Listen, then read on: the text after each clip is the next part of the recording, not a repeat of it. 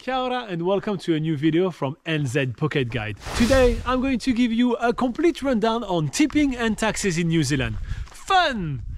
So without further ado, let's get started.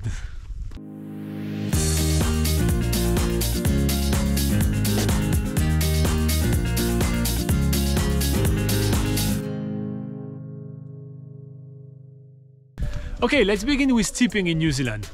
Tipping is not customary in New Zealand, so you'll be able to save big bucks on tips. The minimum wage in New Zealand is $20, and we use the true merit tipping in New Zealand, so only if the service was well above and beyond exceptional should you be tipping. A tip is not expected in every food and eatery places. Next up, we have public holidays. In New Zealand, we have many public holidays, and employees are usually paid extra when working on public holidays. So if you are going to a restaurant or an eatery during a public holiday, a couple of things may happen. Either you will be given a different menus with a bit more expensive prices. Another thing that could happen is that the waiter may tell you that there will be an extra public holiday fee added to your bill, usually between 20 and 25%. So be aware of that if you happen to traveling in New Zealand during a public holiday. The next things to keep in mind is that in New Zealand we have a goods and service taxes, also known as GST, which is 15% and applies on pretty much everything. Now, unlike other countries such as Fiji, there is no GST refund scheme in New Zealand, so you won't be getting that money back when leaving the country.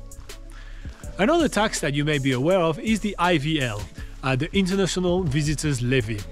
This is usually charged with your NZDT, so when applying for your NZDT prior to a trip to New Zealand, this should be included there. Your arrival and departure taxes in New Zealand should be included in your flight ticket, so you shouldn't have to sort this one on your own. If you are coming to New Zealand by sailing boat, though, you will have some paperwork to do when arriving at port, so be aware of that. Finally, if you happen to have worked in New Zealand during your gap year or your working holiday experience here, you may have paid taxes on your work. Then your tax refund will be sorted out automatically by IRD, which is the Inland Revenue Department. It's a very simple process that you can do online on their website. That's everything for me today. I hope that you did find it useful, and there is much more information for you on nzpocketguide.com.